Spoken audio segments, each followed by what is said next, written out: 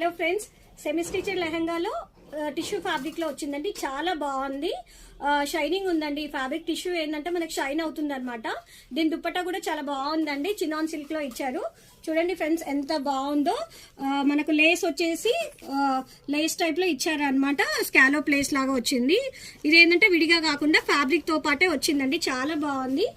Blouse కూడా చూడండి friends, satin creep లో ఇచ్చారు. చూడండి ఎంత బాగుందో.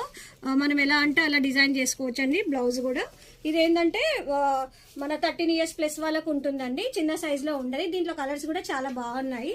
చూడండి ఫ్రెండ్స్ ఎంత బ్యూటిఫుల్ గా ఉన్నాయో కలర్స్.